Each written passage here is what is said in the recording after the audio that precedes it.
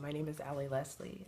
This is my video blog, my vlog for Arts and Humanities 2 honors class. I'm in section 3. I wanted to talk about this election and relating to our class, this election, and then hearing it, having the discussions we've had in our class. It's almost confusing when I hear someone say, "Does my vote matter?" Yes. In class, we've been discussing all these great leaders, these inspirations for change. And they're people that I wish I had known about when I was younger. Because looking back at Booker T. Washington and W.E.B. Du Bois and all these great leaders, these women, men, just all leading up to Martin Luther King desegregating America. But for some reason, the right to vote, our ability to vote is still, it's not as concrete as it should be. Legally, in the Constitution, we have the right to vote. And for some reason, that vote is being hushed, it's being barred in every political way. And so when you have a young African-American man or woman who's ready to vote, they don't feel confident in themselves. They think it's a waste of time. They think that if they do vote and nothing does happen or things don't go their way, it's as if it's reassuring that their voice doesn't matter, and they don't want to hear that. Just because if you vote for Trump or you vote for Hillary and the other one wins, it doesn't mean your vote didn't matter.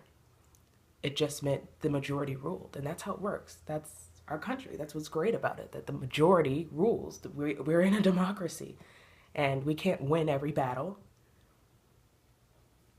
but to vote regularly, I think, to be civically involved and impact change, the more you do it, and it starts with a vote, but the more you get involved, you'll see that your voice changes things.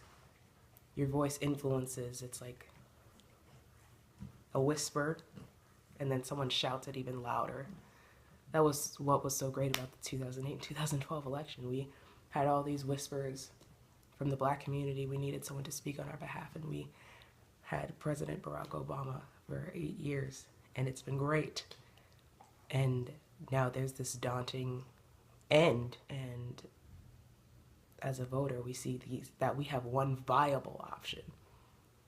We see people who are like, "Oh, I don't want to vote," and we only have one viable option. We don't really have, our vote is to get that one option, but we don't have a choice. We have a vote, we don't have a choice.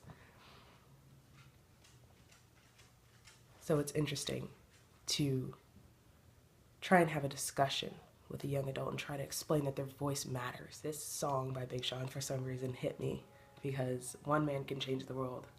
It's such an important statement. He chose to do it from the perspective of a child, his childhood self, and he wanted to talk about.